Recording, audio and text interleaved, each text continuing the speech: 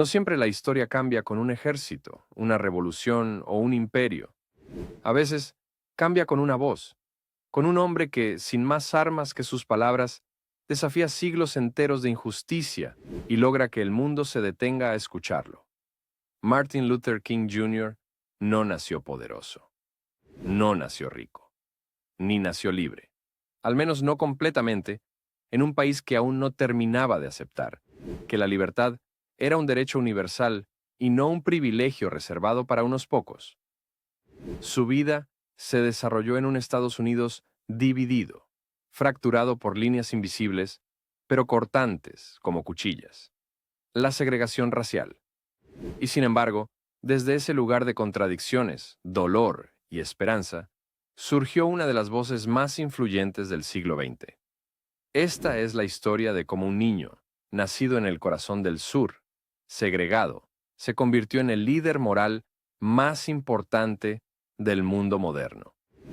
La historia de cómo la fe, la educación, la filosofía y la resistencia pacífica se unieron en un solo hombre, para empujar a toda una nación hacia su mejor versión.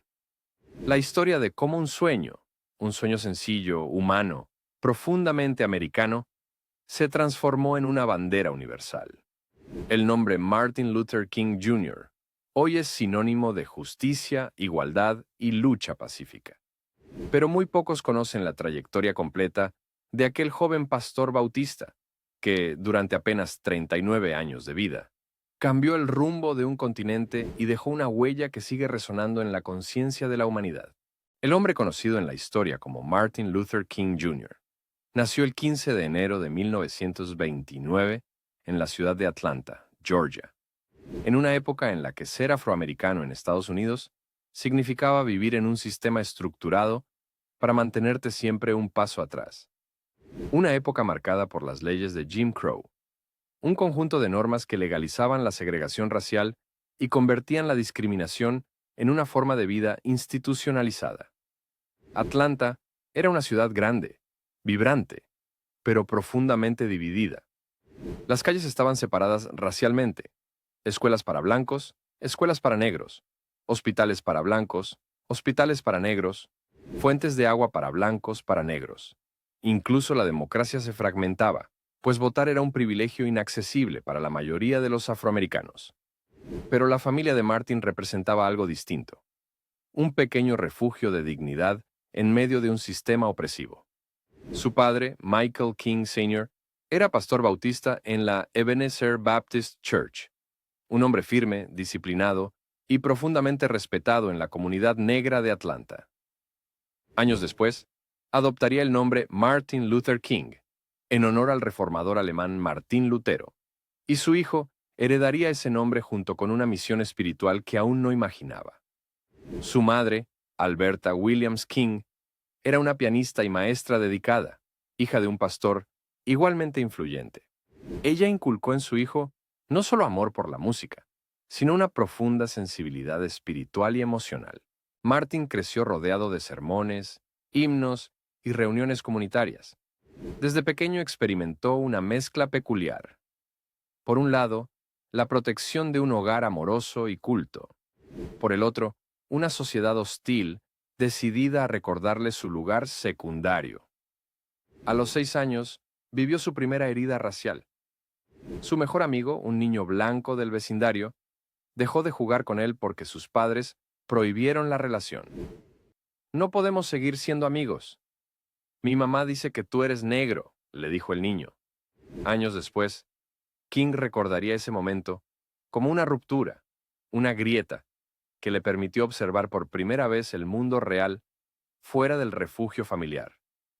Era un niño inteligente, brillante incluso. Aprendió a leer antes que la mayoría, memorizaba himnos completos y hacía preguntas profundas para su edad. Pero junto con esa curiosidad, nacía también una angustia interior que lo acompañaría por años: la ira frente a la injusticia, el desconcierto ante el odio, y la incapacidad de comprender por qué Dios permitiría tal desigualdad. Mientras crecía, descubrió que la respuesta no estaba solo en la fe, sino también en la acción. El ejemplo lo tenía muy cerca. su padre. Michael King Sr. era un hombre que no se doblegaba ante el racismo. En una ocasión, cuando un policía blanco lo llamó boy, un término humillante para referirse a los hombres negros, él respondió con firmeza: «Ese no es el nombre que aparece en mi licencia. Llámeme por mi nombre, King». Ese espíritu de dignidad influiría profundamente en su hijo. Martin también vivió tensiones internas. A diferencia de lo que se suele pensar, no fue un niño que aceptara todo dócilmente. Discutía, cuestionaba, exigía lógica. Incluso dudó sobre la fe que lo rodeaba, un conflicto que más tarde definiría su liderazgo espiritual. Por ahora, era simplemente un niño tratando de entender por qué un país que se decía libre podía ser tan cruel con los suyos. Crecer como hijo y nieto de pastores bautistas era, en el sur de Estados Unidos, como crecer dentro de una institución. La iglesia no era solo un lugar de culto, sino una plataforma social, política y cultural para la comunidad afroamericana.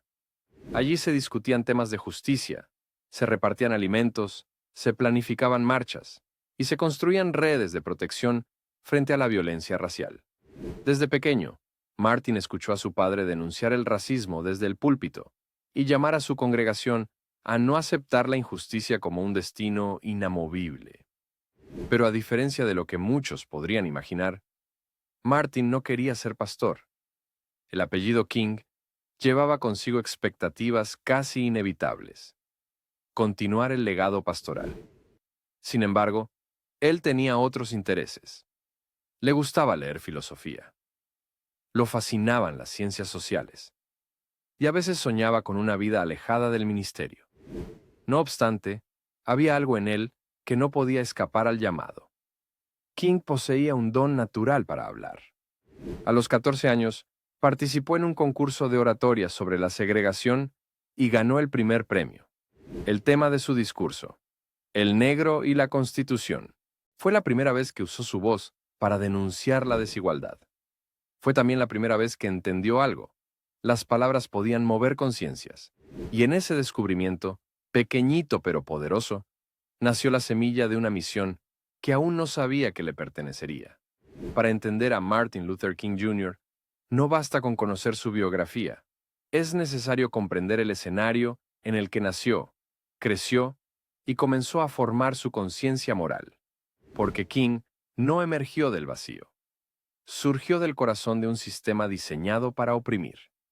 A finales de los años 20 y durante toda la década de los 30, el sur de Estados Unidos era un territorio regido por las llamadas leyes Jim Crow, un conjunto de reglas que desde finales del siglo XIX habían formalizado la segregación racial. Estas leyes no solo imponían barreras físicas entre blancos y negros, marcaban también barreras psicológicas, culturales y económicas que condenaban a los afroamericanos a una vida de segunda clase. El sur era un mundo dividido en dos realidades paralelas: autobuses con asientos reservados, blancos adelante, negros atrás. Escuelas separadas, mejor financiadas para los blancos, muchas veces miserables para los negros. Restaurantes, baños, cines y estaciones de tren. Todo duplicado, todo separado, todo intencionalmente desigual. Trabajo y salarios. El afroamericano trabajaba más y ganaba menos. Justicia. Para los blancos era justicia, para los negros, castigo. Y más allá de la ley, existía el miedo constante, silencioso, opresivo. En la década de 1930 todavía ocurrían linchamientos en el sur. Hombres, mujeres e incluso jóvenes afroamericanos eran asesinados sin juicio, sin defensa y sin consecuencias para los agresores. Era violencia pública, a veces celebrada en plazas, fotografiada como si fuera un espectáculo. Era terrorismo racial. Martin, siendo un niño, supo escuchar historias que ningún niño debería escuchar. Relatos de hombres a los que jamás se les permitió defenderse, de familias enteras destruidas, de justicia inexistente. Todo ello sembró en su interior un sentimiento profundo de desasosiego, pero también un compromiso silencioso con la dignidad humana. En este contexto, La iglesia bautista Ebenezer, donde su padre predicaba, funcionaba como un refugio. Era un santuario. Era un espacio donde los afroamericanos podían sentirse seres humanos completos, aunque fuera solo por unas horas cada semana. Para muchos jóvenes negros del sur, crecer significaba aprender a agachar la cabeza para sobrevivir. Pero para Martin, crecer significó aprender a levantar la voz. Sin embargo, antes de levantar esa voz ante el mundo, primero tuvo que encontrarla. Y eso sucedería, en parte, gracias a su educación. Martin Luther King Jr. demostró desde joven una inteligencia notable. Avanzó rápidamente en sus estudios, saltándose grados completos, y se graduó de la preparatoria con solo 15 años. Su destino parecía claro: Wee Morehouse College, la institución más prestigiosa del sur para hombres afroamericanos. Morehouse no era solo un colegio, era una fábrica de líderes. Era un espacio donde jóvenes negros recibían formación intelectual en un país que los consideraba ciudadanos de segunda categoría. Allí, Martin conocería a uno de los hombres más influyentes en su vida, Benjamin Elijah Mays. El Dr. Mays era el presidente de Morehouse College, un teólogo, educador y activista que predicaba un cristianismo valiente, racional y profundamente comprometido con la justicia. Para muchos estudiantes, Mays era la figura más importante después de Jesús. Para Martín, sería un mentor espiritual. Mays enseñaba que la fe sin acción era estéril. Decía que Dios no había creado seres humanos para ser esclavos de la injusticia, y defendía la idea de que los afroamericanos debían reclamar su dignidad sin violencia, sin odio, sin rendirse jamás. Este mensaje resonó en Martin, lo moldeó, lo transformó. Fue en Morehouse donde comenzó a percibir que su vida podría tener un propósito más grande, que no solo debía entender la realidad, sino cambiarla. Y cuando terminó sus estudios allí, su destino natural parecía conducirlo hacia el seminario. Pero antes de llegar al ministerio, necesitaba algo más: una visión intelectual que le permitiera comprender la mecánica de la opresión y las vías para superarla. Esa visión llegaría en la etapa más decisiva de su formación: sus estudios en el Crozer Theological Seminary y luego en la Universidad de Boston. El Crozer Theological Seminary, en Pensilvania, no era como Morehouse. Era mayoritariamente blanco y recibía estudiantes provenientes de entornos completamente distintos al sur, segregado donde Martin había crecido.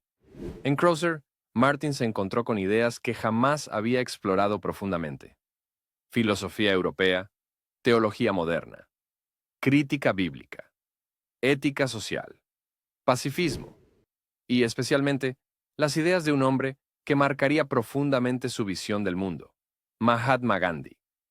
Fue allí donde comenzó a comprender que la fe cristiana podía ir más allá del sermón dominical, que la teología no era solo doctrina, sino también herramienta para analizar la sociedad, que la filosofía era necesaria para sostener la fe, que el amor podía tener un carácter político. Estudió a Platón, Aristóteles, Kant, Hegel, Marx y Niebuhr, y descubrió que las grandes transformaciones sociales de la historia siempre habían nacido de ideas poderosas defendidas con convicción. Pero sobre todo, comprendió algo que definiría toda su lucha posterior: la no violencia no es pasividad, es resistencia moral activa. Es decir la verdad sin destruir. Es enfrentar al mal sin replicarlo. Es la fuerza interior elevada a su máxima expresión. Tras su paso por Crozer, Martin continuó sus estudios en la Universidad de Boston, donde profundizó en filosofía, ética y psicología. Fue allí también donde conoció a Coretta Scott, la mujer que se convertiría en su esposa y compañera inquebrantable en la lucha. Coretta era cantante, intelectual y activista. Su visión del mundo coincidía con la de Martin. La justicia no debía pedirse, debía exigirse. Juntos formarían una alianza que iría mucho más allá del matrimonio. Serían compañeros de propósito. Cuando Martin recibió su doctorado en 1955, estaba listo para asumir su rol en la historia. No sabía que la primera chispa del movimiento que cambiaría el mundo estallaría solo meses después de su llegada a Montgomery, Alabama, y que él, un joven pastor de solo 26 años, sería empujado al centro de ese fuego. El año 1955 cambió para siempre la historia de Estados Unidos, y el epicentro de ese cambio fue Montgomery, Alabama, una ciudad donde la segregación racial era tan cotidiana que casi nadie, ni blancos ni negros, imaginaba que pudiera romperse algún día. Fue allí donde Martin Luther King Jr., con apenas 26 años, asumió su primer pastorado en la Iglesia Bautista de Dexter Avenue, una congregación pequeña, educada y prestigiosa de la comunidad afroamericana. Era el inicio de una vida espiritual dedicada al servicio, pero también, sin que él lo supiera, era el preámbulo de un terremoto social. Montgomery era una ciudad donde el racismo estaba estructurado en cada aspecto de la vida pública. Las leyes exigían que los afroamericanos cedieran sus asientos en los autobuses a los blancos. Los choferes hablaban a los pasajeros negros con desdén, ordenándoles subir por la parte trasera para evitar cualquier contacto. Y la violencia física y verbal era común. Pero el 1 de diciembre de 1955, una costurera de 42 años cambió todo. Rosa Parks. Ese día, Rosa se negó a ceder su asiento a un hombre blanco en un autobús abarrotado. No fue un acto impulsivo, fue un acto consciente de dignidad. La policía la arrestó, y la noticia encendió una chispa que llevaba años acumulándose. Esa misma noche, líderes comunitarios se reunieron para planificar una respuesta coordinada.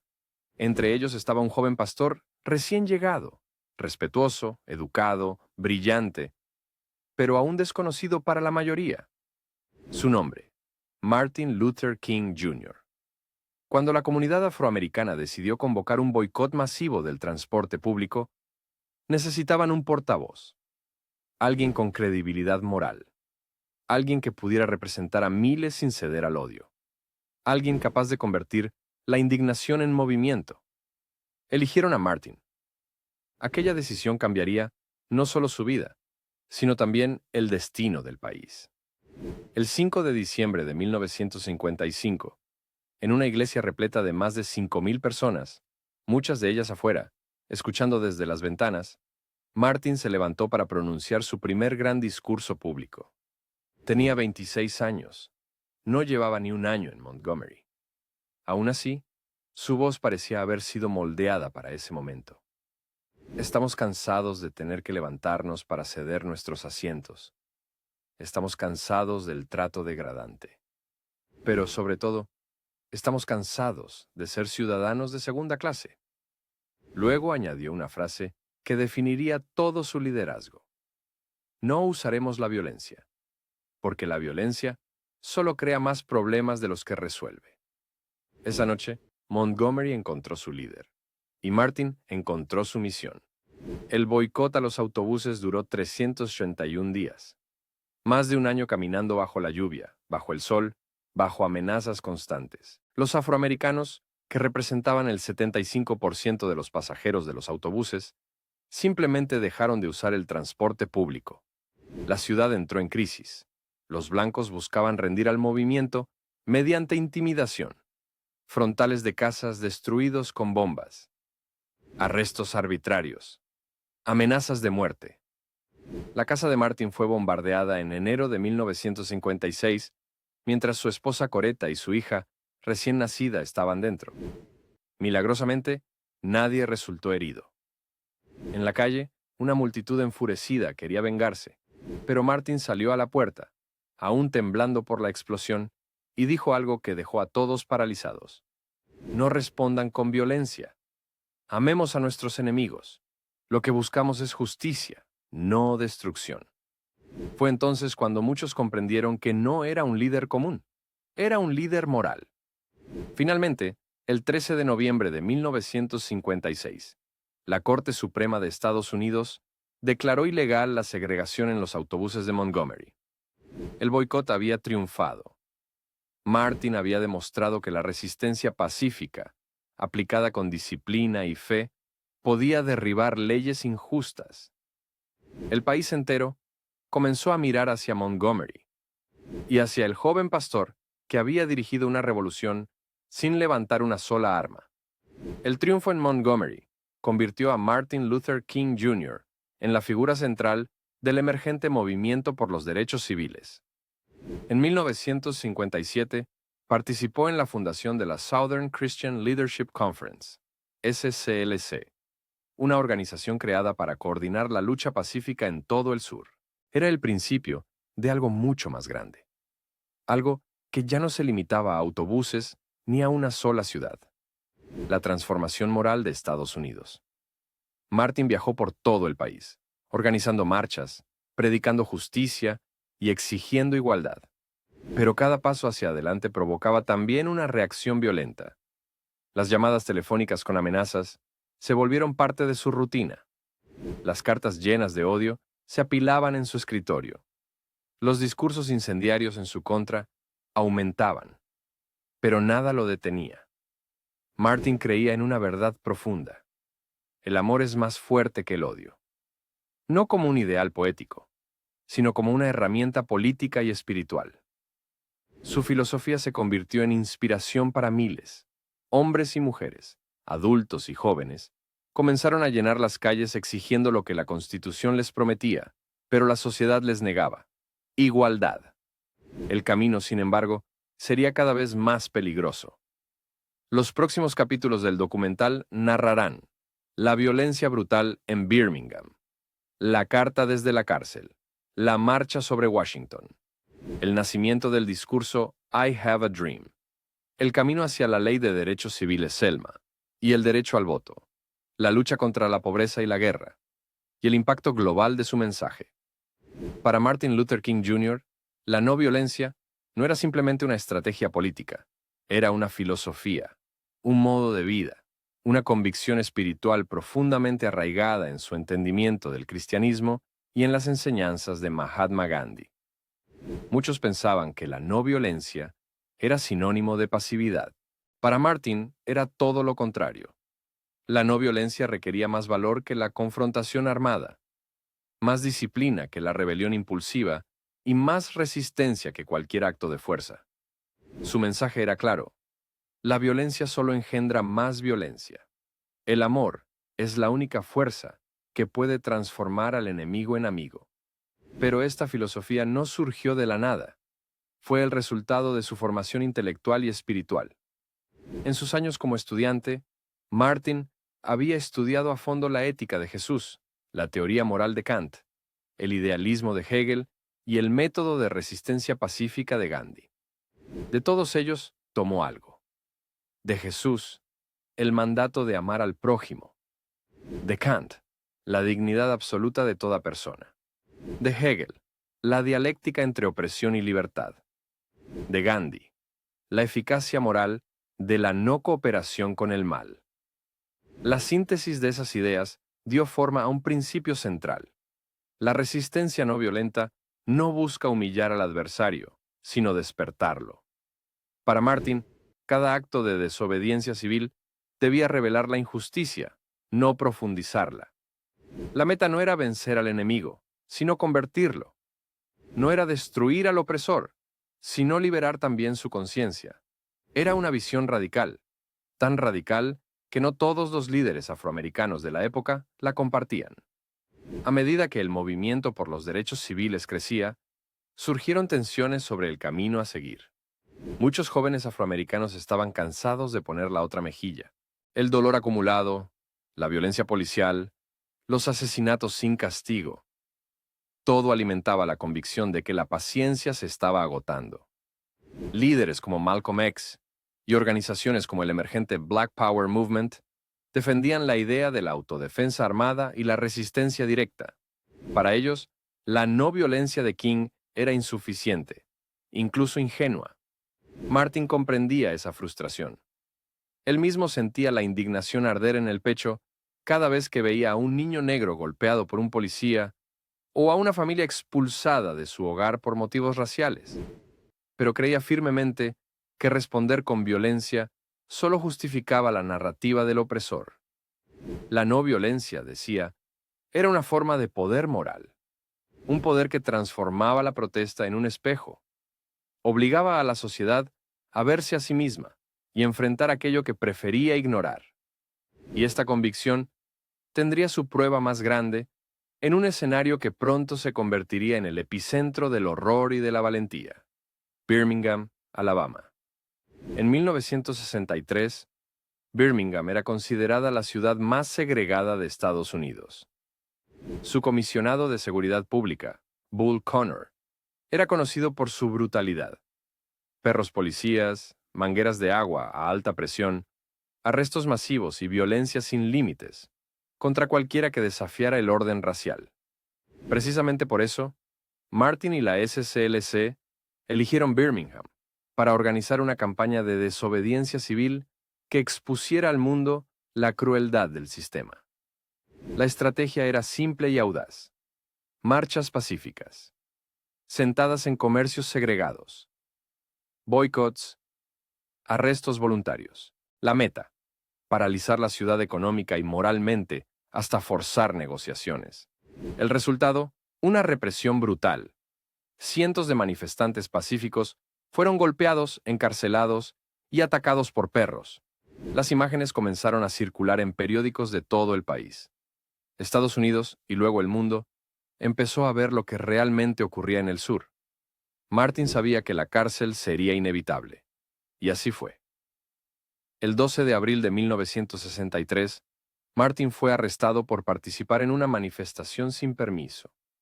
Lo enviaron a una celda oscura, fría e incomunicada.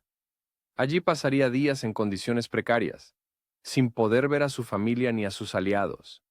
Mientras estaba encerrado, un grupo de pastores blancos publicó una carta abierta criticando las protestas y llamando a los afroamericanos a esperar, a ser pacientes, a no perturbar el orden social.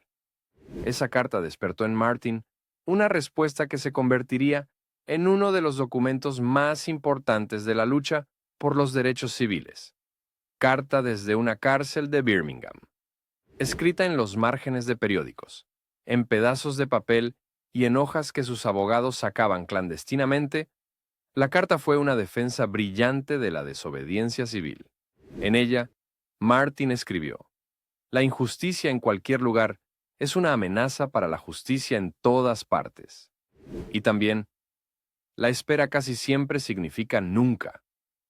Su mensaje era claro: no había tiempo para esperar cuando los derechos humanos estaban siendo violados diariamente. La carta se convirtió en un manifiesto moral, un texto estudiado hasta hoy en universidades y seminarios, una pieza clave para entender la fuerza ética del movimiento. Pero mientras Martin escribía palabras que cambiarían conciencias, afuera el movimiento enfrentaba su prueba más difícil. A medida que los adultos eran encarcelados en masa, los jóvenes de Birmingham, incluso niños de 8, 10, 12 años, empezaron a participar en las marchas. Bull Connor ordenó atacarlos con perros policiales y mangueras de agua capaces de romper huesos. Las imágenes transmitidas por televisión estremecieron a la nación. Por primera vez, millones de estadounidenses vieron en sus pantallas niños arrastrados por el pavimento, jóvenes golpeados por fuerzas policiales, cuerpos lanzados al suelo por la fuerza del agua. La crueldad quedó expuesta, y con ella, el sistema empezó a tambalear. Finalmente, en mayo de 1963, tras semanas de resistencia, Birmingham cedió. La segregación en comercios comenzó a desmantelarse. El mundo había visto demasiado para seguir ignorando el problema. Pero todo esto era apenas la antesala del momento más emblemático de la vida de Martin Luther King Jr. Un momento que no solo definiría su legado, sino también el alma de la nación. El 28 de agosto de 1963, amaneció cálido y luminoso en Washington, D.C. A medida que el sol comenzaba a elevarse sobre el monumento a Washington, miles de personas empezaron a llenar los alrededores del National Mall. Llegaban de todas partes del país, en autobuses alquilados, en trenes saturados, en caravanas de coches y hasta caminando desde estados vecinos. Ese día se realizaría la Marcha sobre Washington por el Trabajo y la Libertad, la mayor movilización por los derechos civiles en la historia de Estados Unidos hasta ese momento. La meta era simple y monumental: exigir igualdad económica, social y política para los afroamericanos en pleno corazón de la nación. Más de 250,000 personas abarrotaron el mall. La multitud era diversa: afroamericanos, blancos, jóvenes, ancianos, estudiantes, trabajadores, religiosos, sindicatos enteros. Era un mosaico humano unido por un mismo anhelo: justicia. Para ese momento, Martin Luther King Jr. ya era reconocido como la voz moral del movimiento. Pero lo que sucedería ese día no estaba escrito en ningún plan. Nadie, ni él mismo, imaginaba que su discurso transformaría la historia y se convertiría en una de las piezas oratorias más famosas de todos los tiempos. La marcha transcurrió con una organización impecable. Se escucharon discursos, cantos, plegarias y consignas. Pero todos esperaban el cierre: el mensaje de Martin Luther King Jr. Cuando finalmente subió al podio, con el imponente monumento a Lincoln detrás de él, se detuvo unos segundos, miró la multitud, respiró hondo y comenzó a hablar. Su discurso inicial estaba cuidadosamente escrito. Era sólido, lógico, poderoso, pero no aún legendario. Habló de la pobreza, de la discriminación, de la promesa incumplida de la Constitución, del cheque sin fondos que América había entregado a los afroamericanos. Luego, mientras Martin avanzaba en su discurso, algo ocurrió.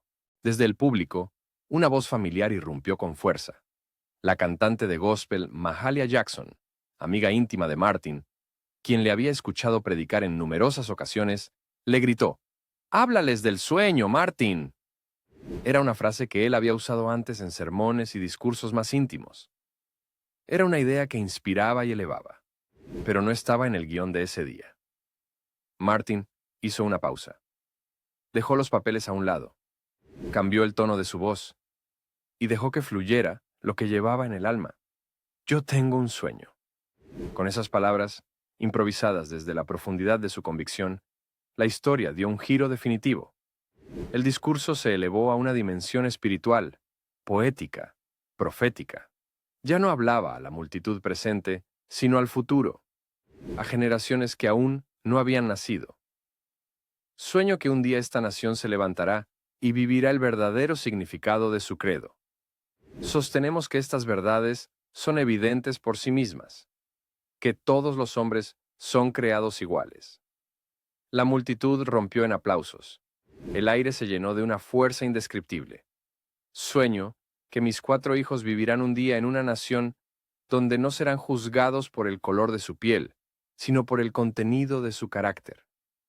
Esa frase, hoy repetida en aulas, discursos, libros y manifestaciones en todo el mundo, nació allí, frente al monumento a Lincoln, bajo el cielo abierto de Washington. Que la libertad resuene desde las altas colinas de Nueva Hampshire hasta las montañas rocosas.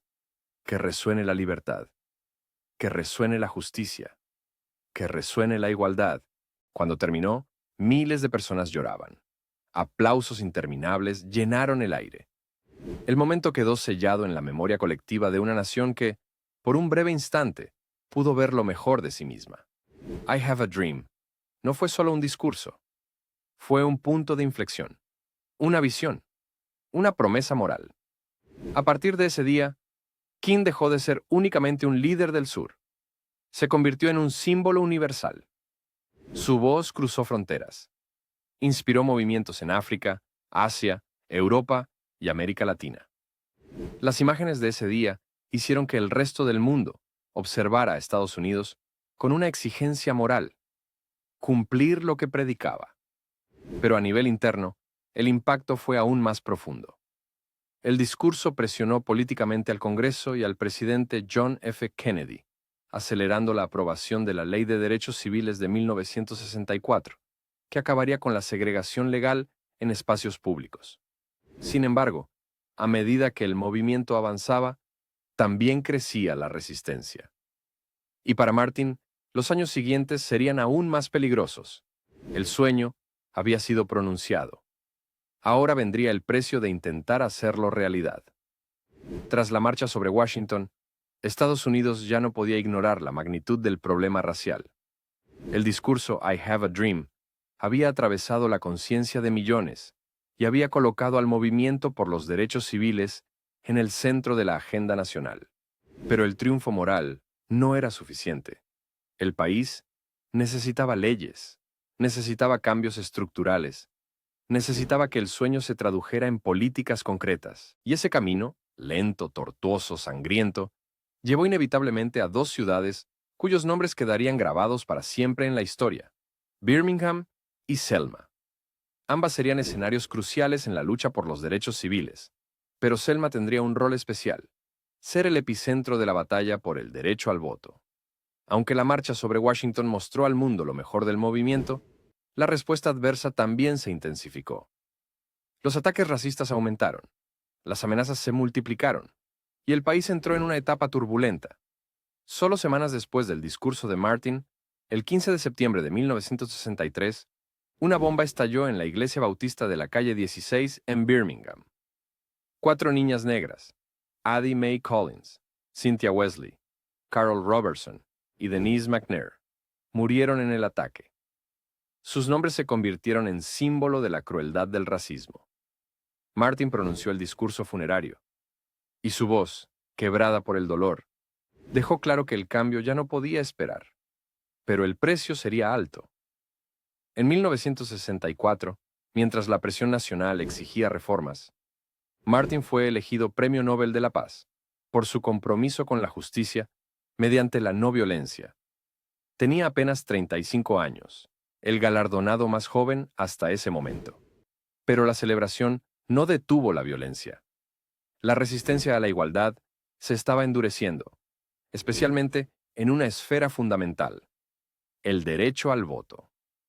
El derecho al voto.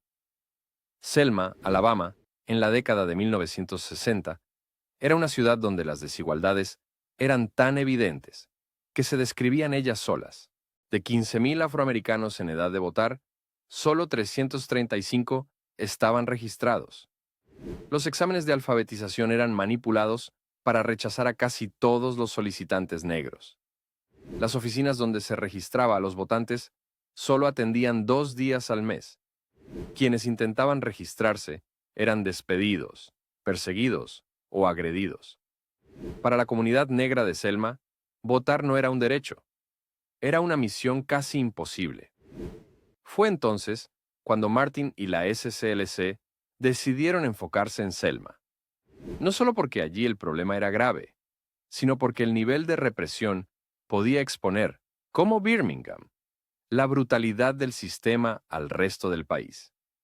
A su llegada, Martin encontró una comunidad llena de miedo, pero también de valentía. Figuras como John Lewis, Hosea Williams y Amelia Boynton se convirtieron en pilares de la resistencia local. Las marchas comenzaron, siempre pacíficas, siempre disciplinadas. Y como en Birmingham, la reacción del Estado no tardó en llegar. Ese día estaba destinada a ser una marcha pacífica, desde Selma hasta Montgomery, la capital del estado, para exigir el derecho al voto. Unos 600 manifestantes cruzaron el puente Edmund Pettus, símbolo del poder blanco en Alabama. Del otro lado del puente los esperaba un muro de policía estatal y voluntarios blancos armados con garrotes, cinturones, gas lacrimógeno y látigos. La orden fue simple: no avancen. Pero la protesta continuó caminando. Entonces llegó el ataque. Los policías arremetieron contra los manifestantes con una ferocidad indescriptible. Golpes, pisotones, heridas abiertas, gas lacrimógeno que nublaba la vista, gritos, cuerpos caídos. John Lewis sufrió una fractura de cráneo. Decenas quedaron inconscientes. Cientos resultaron heridos. Las cámaras de televisión captaron todo. Y esa noche, las imágenes horrorosas, imposibles de ignorar, invadieron los hogares estadounidenses. El país entero quedó paralizado. La brutalidad del Domingo Sangriento había expuesto hasta qué punto el derecho al voto era una batalla mortal. Martin, que no estuvo presente en el primer intento de marcha debido a un compromiso previo, regresó inmediatamente a Selma. Convocó a líderes religiosos de todo el país. Y pronto, sacerdotes, rabinos, pastores, monjas, trabajadores sociales y ciudadanos comunes llegaron a Alabama para unirse a la causa. El 9 de marzo intentaron marchar de nuevo. Esta vez, frente a otro bloqueo policial, Martin tomó una decisión inesperada. Se arrodilló y oró. Luego dio la orden de retroceder. Muchos lo criticaron por no avanzar, pero Martin había entendido la situación. Si la policía atacaba de nuevo, podría haber una masacre incontrolable. Sin embargo, la presión nacional ya era insoportable. Miles de personas continuaron llegando a Selma. Finalmente, el presidente Lyndon B. Johnson intervino. Ordenó proteger a los manifestantes. Y el 21 de marzo de 1965 comenzó la marcha final hacia Montgomery. Durante 4 días, miles caminaron los casi 90 kilómetros que separaban ambas ciudades, bajo el sol, bajo la lluvia, bajo amenazas constantes. Cuando llegaron a Montgomery el 25 de marzo, más de 25,000 personas se unieron a la marcha. Frente al edificio del Capitolio Estatal, Martin pronunció otro discurso histórico. ¿Cuánto tiempo tomará? No será largo, porque ninguna mentira vive para siempre. El eco de esa frase fue inmediato. Solo unos meses después, el 6 de agosto de 1965, el presidente Johnson firmó la Ley de Derecho al Voto, que prohibió los impedimentos raciales en las elecciones. Fue uno de los logros políticos más importantes del movimiento por los derechos civiles. Pero así como cada victoria fortalecía el movimiento, también despertaba nuevas resistencias. Y Martin pronto se enfrentaría a desafíos aún más complejos: la pobreza, la desigualdad estructural y la guerra de Vietnam. Para 1965, Martin Luther King Jr. había alcanzado un punto que muchos líderes no alcanzan en toda una vida. Había impulsado el fin de la segregación legal. Había contribuido a garantizar el derecho al voto para millones. Había recibido el Premio Nobel de la Paz. Había pronunciado un discurso que se volvería inmortal. Pero lejos de disminuir, el peso sobre sus hombros se volvió aún más grande. La lucha por los derechos civiles estaba cambiando. Las demandas ya no se centraban solo en las leyes segregacionistas del sur. Ahora se enfocaban en un enemigo más difuso, más silencioso y más complejo: la pobreza estructural. Y junto a ella, otro gigante despertaba en la conciencia de King: la guerra de Vietnam. Ambos temas lo colocarían en conflicto, no solo con el gobierno, sino también con figuras dentro de su propio movimiento, y lo llevarían a enfrentar uno de los periodos más oscuros y solitarios de su vida. Después de Selma, King comenzó a viajar por ciudades del norte: Chicago, Detroit, Cleveland, Newark. Allí descubrió una realidad que muchos ignoraban. Aunque el racismo legal era menos explícito en el norte, la desigualdad estaba profundamente incrustada en la vida cotidiana. Viviendas ruinosas, escuelas insuficientes, salarios miserables, barrios segregados por líneas invisibles, policías que ejercían autoridad con brutalidad y prejuicio. King comprendió entonces que la libertad política no servía de mucho si no iba acompañada de justicia económica. En sus discursos comenzó a decir algo que incomodaba a todos: no basta con integrar el autobús si no tienes dinero para pagar el pasaje. Era un mensaje profundo, directo y radical. Impugnaba la estructura económica del país y cuestionaba privilegios que muchos blancos, incluso progresistas, no estaban dispuestos a ceder. Para estudiar de cerca estas desigualdades, King trasladó temporalmente su residencia a un barrio marginal de Chicago en 1966. Durmió en un departamento deteriorado. Escuchó a familias que vivían con goteras, moho y ratas. Presenció desalojos injustos y comprendió que el racismo, en muchos casos, estaba íntimamente ligado al dinero. Organizó marchas por la vivienda justa, intentó negociar con políticos locales y encontró un odio feroz. En Chicago, la oposición fue tan violenta que él mismo dijo: nunca en mi vida he visto multitudes tan llenas de odio como aquí, no en Alabama ni en Mississippi. Pero el país no estaba preparado para ese mensaje. El movimiento estaba fragmentado, y una nueva generación de activistas comenzaba a ver a King como demasiado moderado. La tensión interna crecía, pero había un tema que terminaría de encender el conflicto. A mediados de la década de 1960, Estados Unidos se encontraba profundamente involucrado en la Guerra de Vietnam, un conflicto que estaba generando miles de muertes estadounidenses y cientos de miles de víctimas vietnamitas. Mientras la guerra se intensificaba, King comenzó a preguntarse si podía seguir guardando silencio. La respuesta moral era evidente. No podía.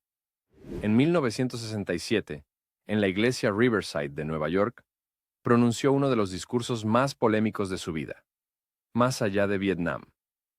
Allí denunció la violencia del gobierno estadounidense en el extranjero.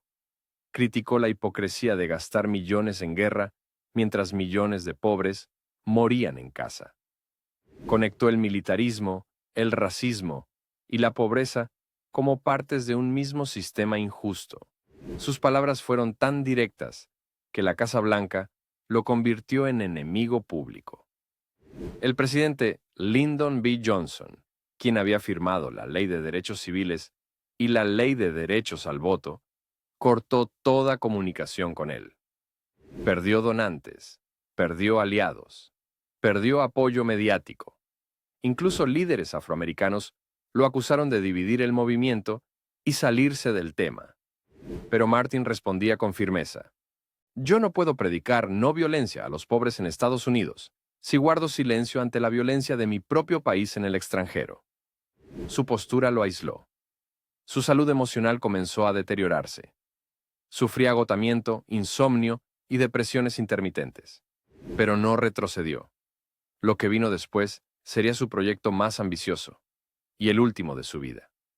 En 1967, King anunció la Campaña de los Pobres, un movimiento nacional que buscaría unir a pobres de todas las razas, negros, latinos, blancos, nativos americanos, para exigir derechos económicos reales.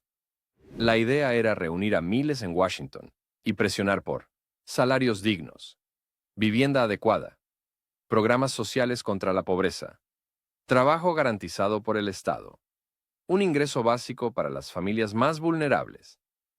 Era una agenda revolucionaria, mucho más radical que las campañas anteriores, y por eso mismo mucho más peligrosa. Los poderes económicos la veían como una amenaza, el gobierno la veía como un desafío directo, y el FBI intensificó su hostigamiento, infiltrando reuniones, grabando llamadas y difundiendo rumores para desacreditarlo. La presión era insoportable, pero King estaba convencido de que esta sería su lucha final. El sueño había comenzado con derechos civiles, pero debía completarse con justicia económica. Fue entonces, en medio de ese clima tenso y explosivo, cuando llegó a su vida un nuevo llamado, uno que lo llevaría a Memphis, y del que nunca regresaría.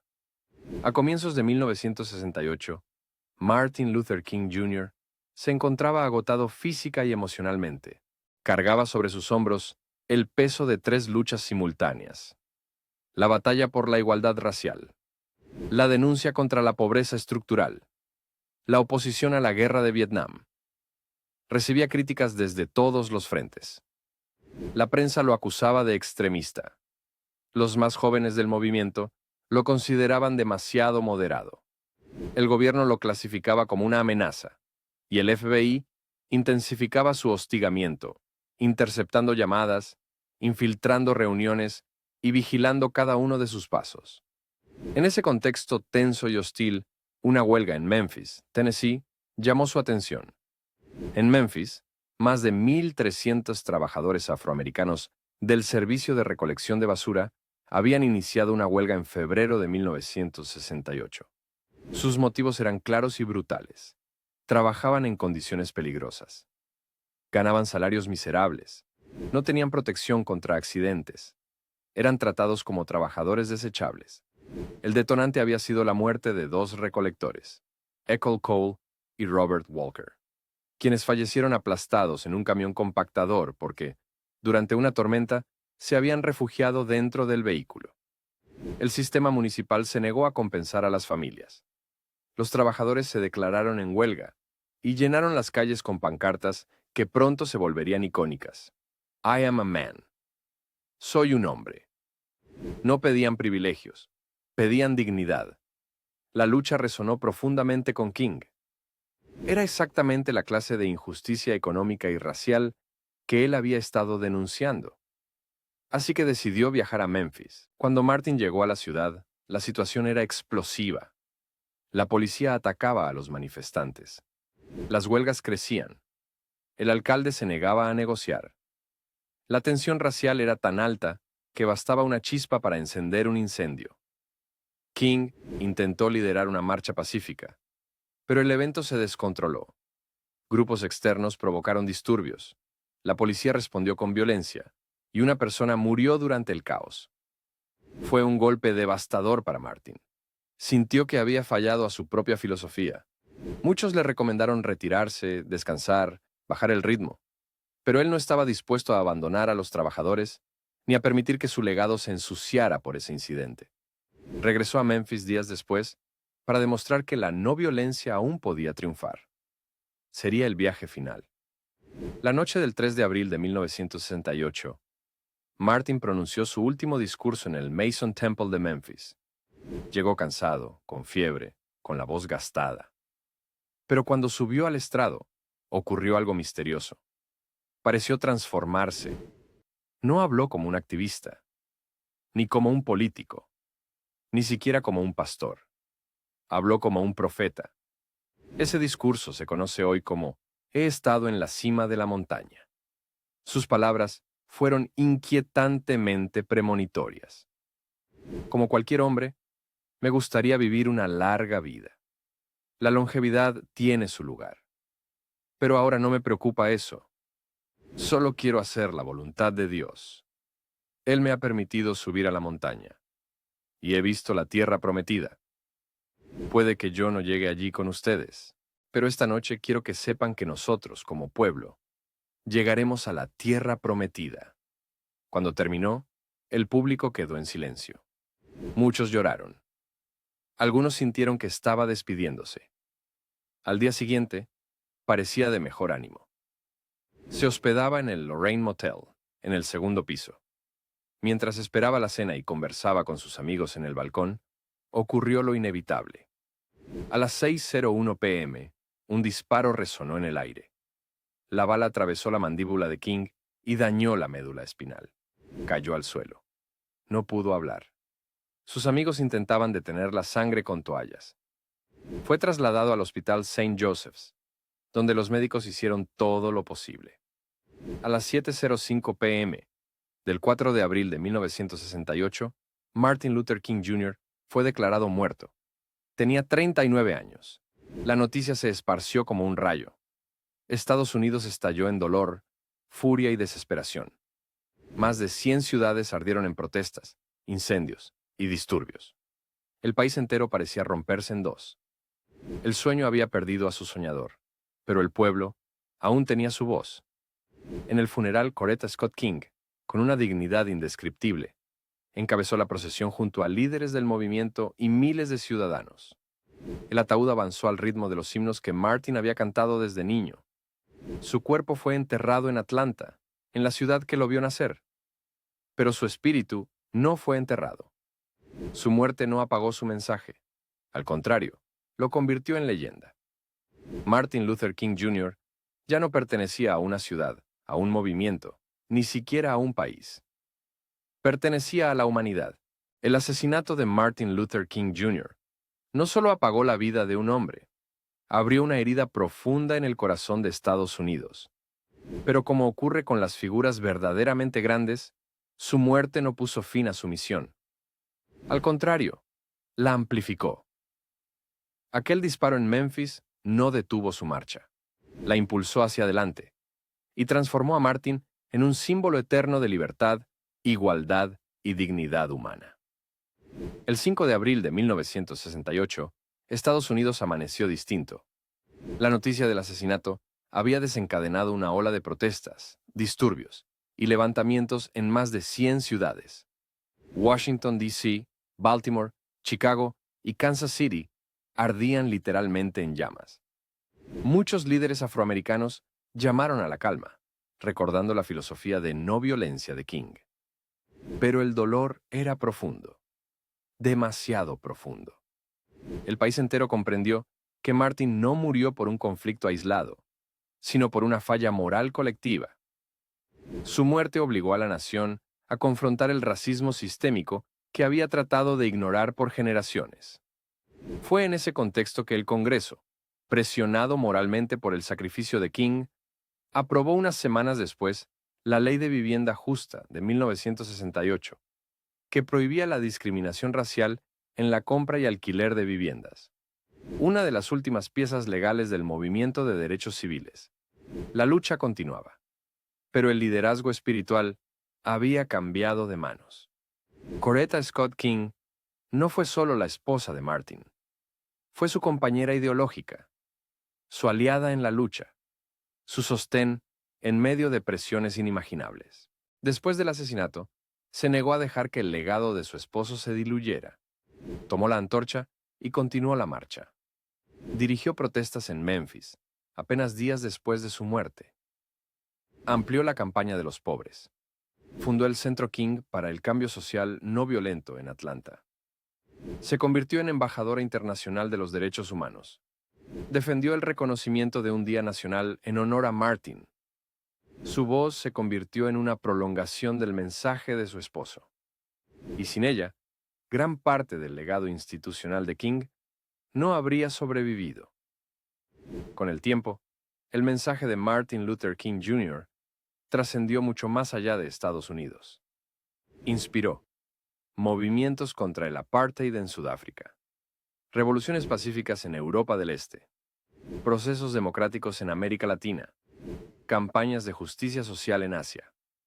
Líderes como Nelson Mandela, Desmond Tutu, César Chávez y Aung San Suu Kyi citaron directamente su filosofía. Porque la lucha de King no era solo una lucha contra la segregación, era una lucha por la dignidad humana en cualquier contexto. Su visión se convirtió en un lenguaje universal. A medida que pasaban las décadas, el estudio de su obra se volvió parte fundamental de universidades, seminarios teológicos y centros de investigación en ciencias sociales. Su carta desde una cárcel de Birmingham se estudia en cursos de ética, derecho, teología y filosofía política. Su discurso I Have a Dream se analiza en clases de retórica y comunicación. Su pensamiento sobre la no violencia forma parte de la educación moral en todo el mundo. King dejó escritos más de una decena de libros, cientos de sermones y miles de discursos que hoy constituyen un archivo monumental de sabiduría moral. Pero su legado no se limita a las palabras. En 1983, tras años de insistencia de Coretta y una movilización nacional masiva, el presidente Ronald Reagan firmó la ley que establecía el Día de Martin Luther King Jr. como feriado nacional en Estados Unidos. Fue un momento histórico. Por primera vez, un estadounidense no presidente recibía tal honor. Cada tercer lunes de enero, millones de personas participan en actos de servicio comunitario, marchas, conferencias y homenajes. No es solo un día de descanso, es un recordatorio vivo de un ideal. La vida más plena es la que se entrega al servicio de los demás. En 2011, se inauguró en Washington, D.C., el monumento a Martin Luther King Jr., ubicado simbólicamente entre los monumentos de Jefferson y Lincoln, colocándolo entre dos gigantes de la historia estadounidense. La estatua de King emerge de un bloque de granito llamado la Piedra de la Desesperanza, avanzando hacia un futuro esculpido por su lucha. Es una imagen poderosa, un recordatorio de que el progreso se conquista con esfuerzo, sacrificio y fe. Además, el Centro King en Atlanta recibe cada año millones de visitantes. Su casa natal es un sitio histórico nacional. Bibliotecas, escuelas, avenidas y parques llevan su nombre en todos los estados del país. Su archivo personal es estudiado como uno de los tesoros intelectuales del siglo XX.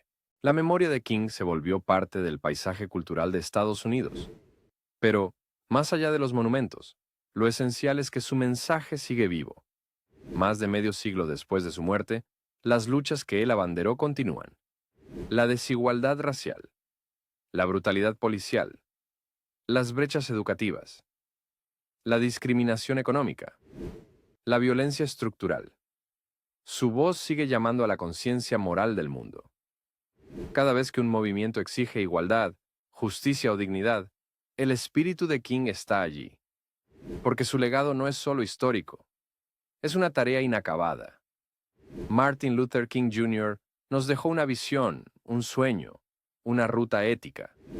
Y también una pregunta: ¿qué haremos con lo que nos dejó? La historia de Martin Luther King Jr. no es solo la biografía de un hombre, es un espejo, un llamado, una advertencia y, al mismo tiempo, una promesa. Cuando repasamos su vida, desde su niñez en el sur segregado hasta su asesinato en un balcón de Memphis, descubrimos algo fundamental. Su lucha no fue simplemente contra leyes injustas, sino contra la indiferencia humana, la complacencia social y el miedo que paraliza a las naciones. Martin entendió algo que pocos líderes comprenden con claridad. La verdadera batalla por la justicia no se libra únicamente en las calles, sino en el corazón de las personas. Su legado no se mide solo en leyes aprobadas o discursos inmortales. Se mide en el impacto moral que su vida dejó en la conciencia del mundo. Se mide en la manera en que obligó a una nación a verse a sí misma. Hoy, más de medio siglo después de su muerte, su voz sigue resonando porque las preguntas que él planteó siguen sin resolverse del todo. Martin habló de una tierra prometida, no como un lugar geográfico, sino como un estado moral. Una sociedad donde la dignidad humana no dependa de la raza, la justicia no dependa del poder económico, y la igualdad no sea una aspiración, sino una realidad. Aún no estamos allí. El mundo sigue enfrentando desigualdades profundas. La discriminación sigue adoptando nuevas formas.